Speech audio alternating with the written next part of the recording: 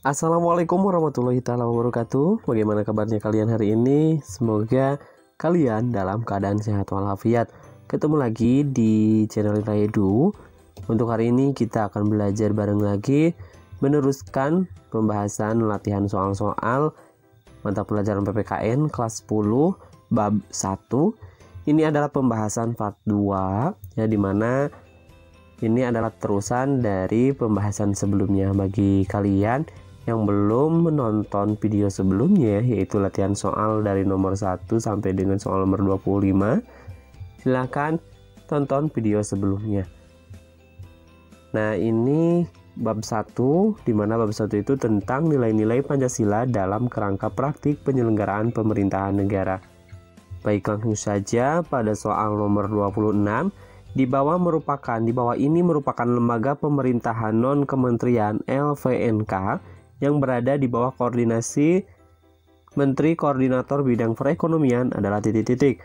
A. Badan Kependudukan dan Keluarga Berencana Nasional atau BKKBN. B. Badan Kepegawaian Negara BKN. C. Arsip Nasional Republik Indonesia ANRI. D. Badan Tenaga Nuklir Nasional BATAN. E. Badan Koordinasi Penanaman Modal BKPM. Kira-kira pilihan jawaban yang tepat adalah, ya, jawaban yang tepat untuk soal nomor 26 adalah Badan Koordinasi Penanaman Modal BKPM. Ya, jawaban yang tepat adalah yang E.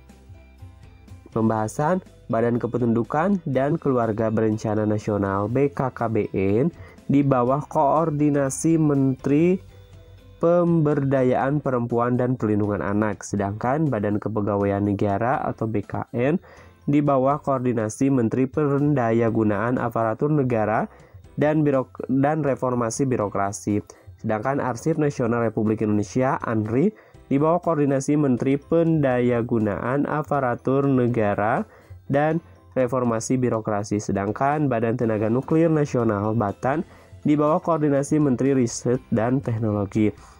Yang terakhir, Badan Koordinasi Penanaman Modal BKPM di bawah koordinasi Menteri Koordinator Bidang Perekonomian. Baik, langsung saja soal berikutnya nomor 27.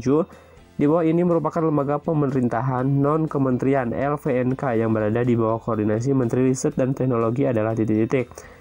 A. Badan Kependudukan dan Keluarga Berencana Nasional. B. Badan Kepegawaian Negara. C. Arsip Nasional Republik Indonesia. D. Badan Tenaga Nuklir Indonesia Nasional. E. Badan Koordinasi Penanaman Modal. Jawaban yang tepat adalah, Badan Tenaga Nuklir Nasional. Jawabannya adalah yang D. Nah, Badan Kependudukan ya BKKBM itu di bawah Menteri Pemberdayaan Perempuan dan Perlindungan Anak. Sedangkan BKN itu di bawah Kementerian Koordinasi Menteri Pendayagunaan Aparatur Negara dan Reformasi Birokrasi, sedangkan Arsip Nasional Republik Indonesia berada di koordinasi di bawah Menteri Pendayagunaan Aparatur Negara dan Reformasi Birokrasi, sedangkan Tenaga Nuklir Nasional berada di koordinasi Menteri Riset dan Teknologi. Jadi jawaban yang tepat adalah yang D. Soal berikutnya nomor 28. Di bawah ini merupakan lembaga pemerintahan non-kementerian LVNK yang berada di bawah koordinasi Menteri Pendayagunaan Aparatur Negara dan Reformasi Birokrasi adalah, ya, jawaban yang tepat adalah yang B, ya, Badan Kepegawaian Negara atau BKN. Nah, BKN di sini poin nomor 2, BKN atau Badan Kepegawaian Negara di bawah koordinasi Menteri Pendayagunaan Aparatur Negara dan Reformasi Birokrasi. Soal berikutnya, pembukaan Undang-Undang Dasar Negara Republik Indonesia tahun 1945 tidak dapat dirubah sekalipun oleh MPR hasil pemilihan umum. Pernyataan ini mengandung arti bahwa merubah pembukaan Undang-Undang Dasar Negara Republik Indonesia tahun 1945 adalah titik-titik. A. Terjadinya pergantian kepemimpinan nasional. B. Terjadinya perubahan bentuk pemerintah republik. C. Pembubaran Negara Kesatuan Republik Indonesia. D. Hanya dapat dilakukan oleh Dewan Perwakilan Rakyat. E. Hanya dapat dilakukan oleh Majelis Permusyawaratan Rakyat. Kira-kira pilihan jawaban yang tepat adalah? Ya, jawaban yang tepat adalah dapat membubarkan Negara Kesatuan Republik Indonesia. Jadi jawaban yang tepat adalah yang C. Pembukaan Undang-Undang Dasar Negara Republik Indonesia tahun 1945 tidak dapat dirubah sekalipun oleh MPR hasil pemilihan umum. Pernyataan ini mengandung arti bahwa merubah pembukaan Undang-Undang Dasar Negara Republik Indonesia tahun 1945 adalah sama dengan membubarkan Negara Kesatuan Republik Indonesia. Soal nomor 30. Pancasila yang terdapat dalam pembukaan Undang-Undang Dasar Negara Republik Indonesia tahun 1945 merupakan pokok kaidah negara yang fundamental. Berdasarkan hal tersebut, hubungan antara pembukaan Undang-Undang Dasar Negara Republik Indonesia dengan Pancasila adalah A. Rumusan Pancasila sebagai dasar negara tercantum dalam alinea ketiga pembukaan Undang-Undang Dasar Negara Republik Indonesia tahun 1945. Yang B. Inti dari pembukaan Undang-Undang Dasar Negara Republik Indonesia tahun 1945 sebagai pokok kaidah negara fundamental adalah Pancasila. Yang C.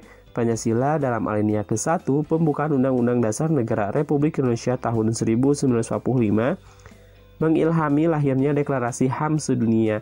Yang D. Pancasila yang terdapat di dalam alinea ke-4 pembukaan Undang-Undang Dasar Negara Republik Indonesia tahun 1945 menjadi tertib hukum bangsa-bangsa di dunia. Yang E. Intisari pembukaan Undang-Undang Dasar Negara Republik Indonesia tahun 1945 sebagai pokok kaidah negara fundamental adalah pasal-pasal Undang-Undang Dasar Negara Republik Indonesia tahun 1945. Jawaban yang tepat adalah yang inti dari pembukaan Undang-Undang Dasar Negara Republik Indonesia tahun 1945 sebagai pokok kaidah negara fundamental adalah Pancasila. Jawabannya adalah yang B. Pancasila yang terdapat dalam pembukaan Undang-Undang Dasar Negara Republik Indonesia tahun 1945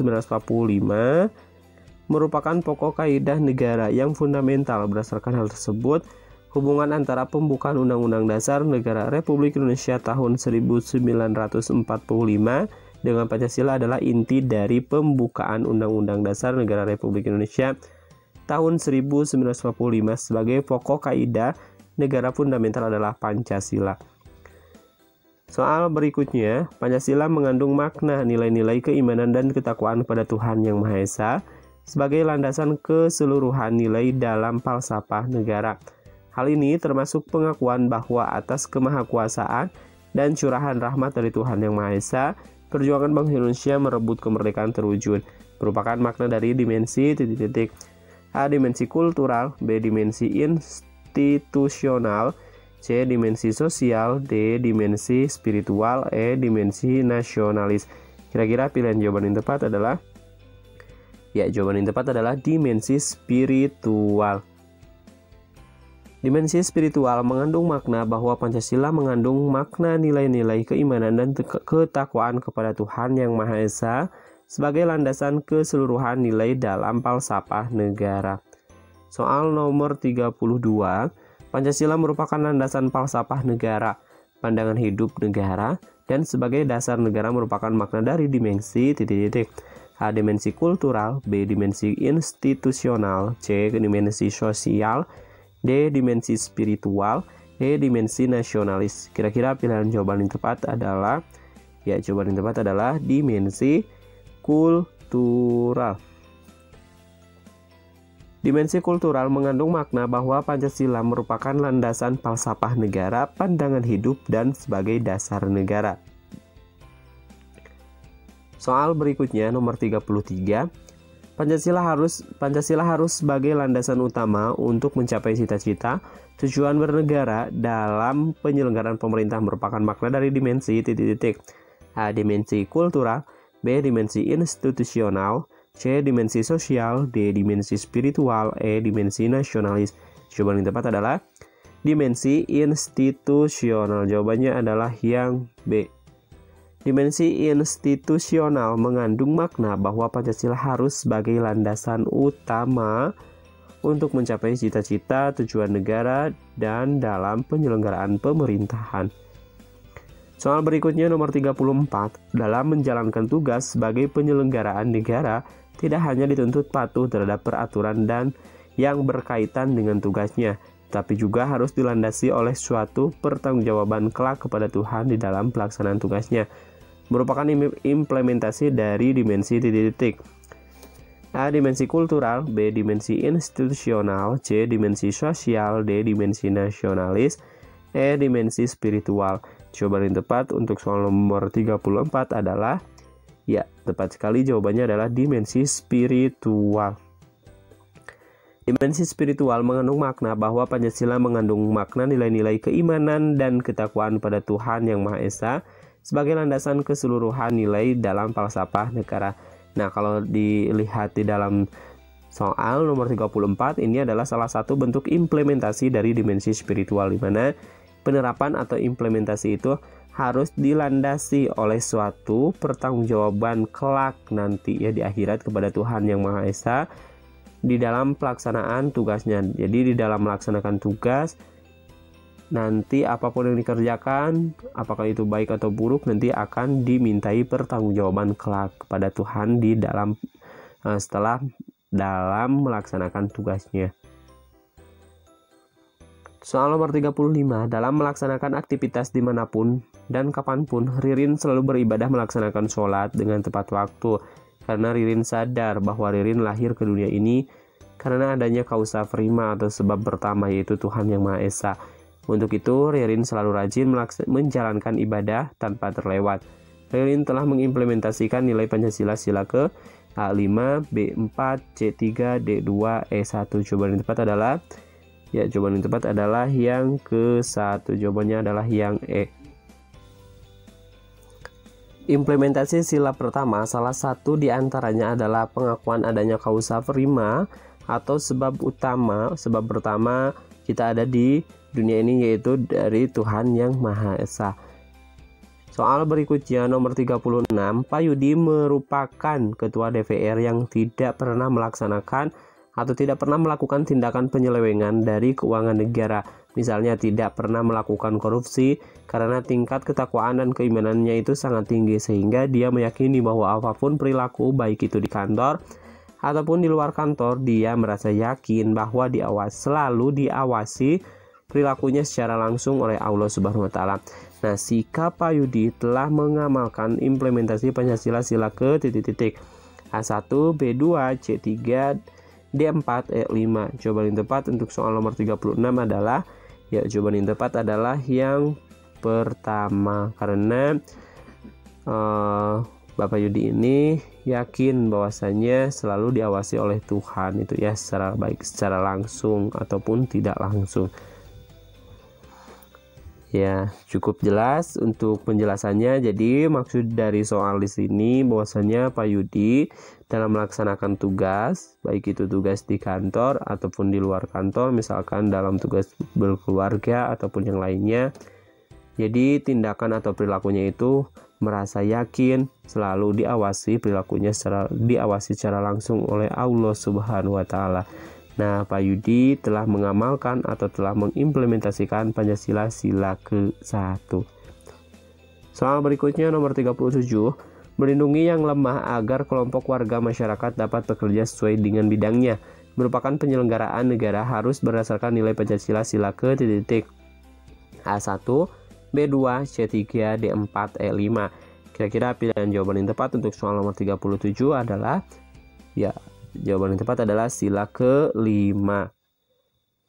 Melindungi yang lemah agar kelompok warga masyarakat dapat bekerja sesuai dengan bidangnya merupakan penyelenggaraan negara harus berdasarkan nilai Pancasila sila ke-5, yaitu keadilan sosial bagi seluruh rakyat Indonesia, ya, harus adil. Soal berikutnya nomor 38, dalam melakukan putusan diperlukan kejujuran bersama. Hal ini perlu diingat bahwa keputusan bersama dilakukan secara bulat sebagai konsekuensi adanya kejujuran bersama, merupakan penyelenggaraan negara harus berdasarkan nilai Pancasila sila ke A1, B kedua, C3, D4, E5. Jawaban yang tepat untuk soal nomor 38 adalah, ya, jawaban yang tepat adalah yang D, yaitu sila ke-4. Ya, bahwasanya dalam melaksanakan putusan, ya, musyawarah itu harus diperlukan kejujuran bersama. Dalam melakukan putusan diperlukan kejujuran bersama. Hal ini perlu diingat bahwa keputusan bersama dilakukan secara bulat sebagai konsekuensi adanya kejujuran bersama. Merupakan penyelenggaraan negara harus berdasarkan nilai Pancasila keempat. Soal berikutnya nomor 39. Sifat hakikat negara menurut Miriam Budiarjo berkaitan erat dengan titik-titik. A. Perjalanan hukum bangsa. B. Falsafah hidup yang ingin diwujudkan. C. Dasar-dasar terbentuknya politik negara. D. Tata nilai ekonomi yang telah berkembang. E. Cara tinjau, cara pandang, dan cara melihat. Jawaban yang tepat untuk soal nomor 39 adalah falsafah hidup yang ingin diwujudkan. Berkaitan erat dengan dasar-dasar terbentuknya negara, norma dasar fundamental norms yang menjadi tujuannya, falsafah hidup yang ingin diwujudkannya, dan juga dengan perjanjian sejarah dan tata nilai sosial budaya yang telah berkembang dalam negara. Jadi jawaban yang tepat adalah falsafah hidup yang ingin diwujudkan. Soal nomor 40, semua peraturan perundang-undangan di negara tersebut berlaku untuk semua warganya tanpa terkecuali. Hal tersebut merupakan salah satu sifat hakikat negara, yaitu A. Memaksa, B. Menguasai, C. Mengayomi, D. Monopoli, E. Mencakup semua. Jawaban yang tepat adalah mencakup semua, karena semua peraturan perundang-undangan di negara tersebut itu berlaku untuk semua warganya tanpa terkecuali. Nah, jadi sifat dari hakikat negara itu ada 3. Yang pertama adalah sifat memaksa, yang kedua sifat monopoli, yang ketiga adalah sikap mencakup semua atau all-embrace. Nah, sikap memaksa, negara mempunyai sifat memaksa, artinya memiliki kewenangan untuk mewajibkan seluruh masyarakatnya patuh terhadap peraturan yang berlaku dan telah diatur dalam perundang-undangan. Yang kedua, sifat monopoli, artinya memiliki kekuasaan atau kewenangan yang seutuhnya untuk mengatur dan menentukan tujuan yang akan dicapai oleh negara tersebut. Sedangkan bersifat mencakup semua, artinya menunjukkan bahwa peraturan perundang-undangan yang berlaku di suatu negara berlaku untuk seluruh warga negara tanpa terkecuali yang tinggal di negara tersebut, sehingga kedudukan, kekayaan, tampang, atau apapun tidak dapat mempengaruhi pemberlakuan aturan tersebut. Soal berikutnya nomor 41. Kekuasaan tertinggi negara untuk melaksanakan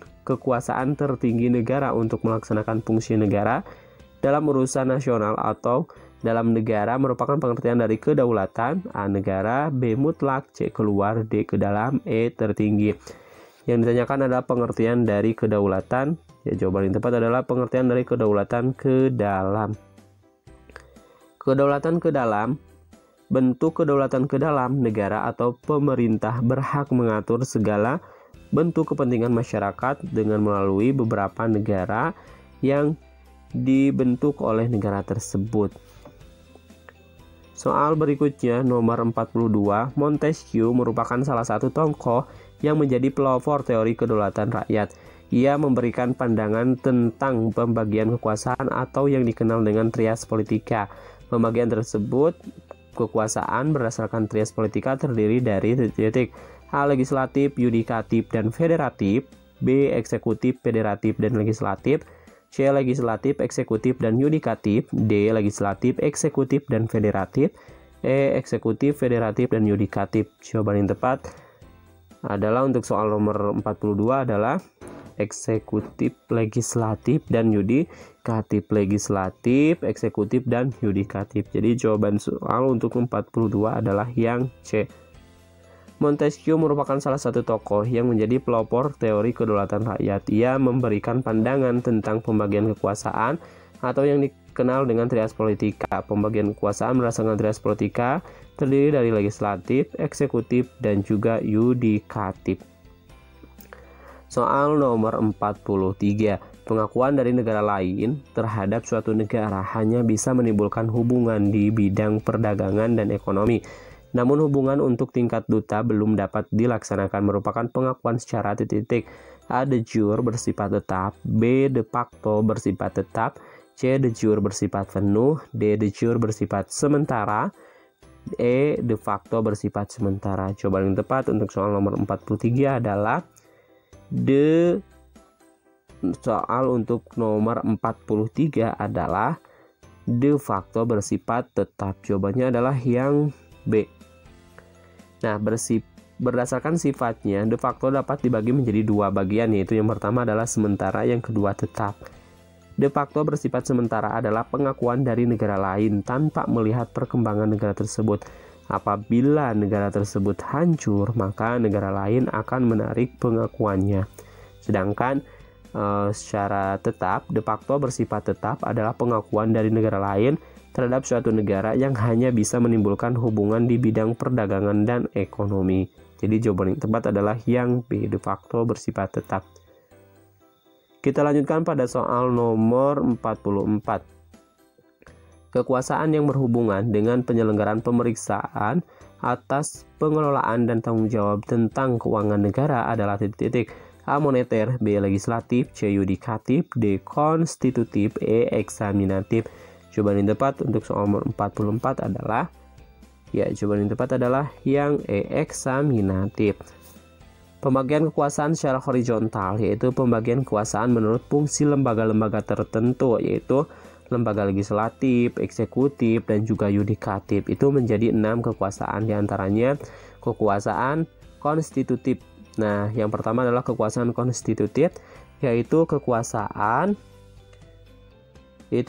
untuk mengubah dan menetapkan undang-undang dasar dijalankan oleh MPR, di mana terdapat di dalam pasal 3 ayat 1 Undang-Undang Dasar Negara Republik Indonesia tahun 1945. Yang kedua adalah kekuasaan eksekutif, yaitu kekuasaan untuk menjalankan undang-undang dalam penyelenggaraan pemerintahan negara. Kekuasaan ini dipegang oleh presiden, terdapat di pasal 4 ayat 1. Yang ketiga, kekuasaan legislatif, yaitu kekuasaan untuk membentuk undang-undang. Kekuasaan ini dipegang oleh DPR, terdapat di pasal 20 ayat 1. Yang selanjutnya yaitu kekuasaan yudikatif atau kekuasaan kehakiman, yaitu kekuasaan untuk menyelenggarakan peradilan, guna menegakkan hukum. Keadilan, kekuasaan ini dipegang oleh Mahkamah Agung dan Mahkamah Konstitusi, ada di pasal 24 ayat 2. Yang selanjutnya, yang kelima, yaitu kekuasaan eksaminatif atau kekuasaan inspektif, yaitu kekuasaan yang berhubungan dengan penyelenggaraan pemeriksaan atas pengelolaan dan tanggung jawab terhadap keuangan negara. Kekuasaan ini dijalankan oleh BPK, terdapat di pasal 23E ayat 1. Yang terakhir adalah kekuasaan moneter, yaitu kekuasaan untuk menetapkan dan melaksanakan kebijakan moneter, mengatur dan menjaga kelancaran sistem pembayaran, serta memelihara kestabilan nilai rupiah. Kekuasaan ini dijalankan oleh Bank Indonesia selaku bank sentral di Indonesia. Terdapat di pasal 23D Undang-Undang Dasar Negara Republik Indonesia tahun 1945. Soal berikutnya nomor 45. Peristiwa kerusuhan tahun 1998 antara lain disebabkan krisis perekonomian yang dialami Indonesia setelah pelemahan nilai rupiah terhadap mata uang asing. Permasalahan tersebut adalah bagian dari tanggung jawab pemerintahan berdasarkan kekuasaan A. Moneter, B. Legislatif, C. Yudikatif, D. Konstitutif, E. Eksaminatif. Jawaban yang tepat untuk soal 45 adalah kekuasaan moneter. Jawabannya adalah yang A. Kekuasaan moneter yaitu kekuasaan untuk menetapkan dan melaksanakan kebijakan moneter, mengatur dan menjaga kelancaran sistem pembayaran, serta memelihara kestabilan nilai rupiah. Nah, memelihara kestabilan nilai rupiah. Kekuasaan ini dijalankan oleh Bank Indonesia selaku bank sentral di Indonesia, terdapat di pasal 23D Undang-Undang Dasar Negara Republik Indonesia tahun 1945. Jadi peristiwa kerusuhan pada tahun 1998 itu berada di bagian dari tanggung jawab pemerintah berdasarkan kekuasaan moneter. Soal berikutnya nomor 46. Kekuasaan yang bertugas menjalankan undang-undang dan penyelenggaraan negara adalah kekuasaan A. Eksekutif, B. Legislatif, C. Yudikatif, D. Konstitutif, E. Eksaminatif. Jawaban yang tepat untuk soal nomor 46 adalah eksekutif. Jawabannya adalah yang A. Kekuasaan eksekutif yaitu kekuasaan untuk menjalankan undang-undang dalam penyelenggaraan pemerintah negara. Dalam penyelenggaraan pemerintah negara, kekuasaan ini dipegang oleh presiden, terdapat di pasal 4 ayat 1. Soal nomor 47, Kementerian Negara adalah A. Lembaga pemerintah yang memiliki kekuasaan tertinggi. B. Lembaga pemerintah yang membidangi urusan tertentu dalam pemerintahan. C. Lembaga pemerintahan yang berfungsi memeriksa dan mengawasi pelaksanaan undang-undang. D. Lembaga pemerintah yang memiliki tugas untuk membuat undang-undang. E. Lembaga pemerintahan yang berkewajiban mengadili penyelewengan dalam penyelenggaraan pemerintahan. Jawaban yang tepat untuk soal nomor 47 adalah Kementerian Negara adalah lembaga pemerintahan yang membidangi urusan tertentu dalam pemerintahan. Jadi jawaban yang tepat adalah yang B. Kementerian Negara adalah lembaga pemerintah yang membidangi urusan tertentu dalam pemerintahan.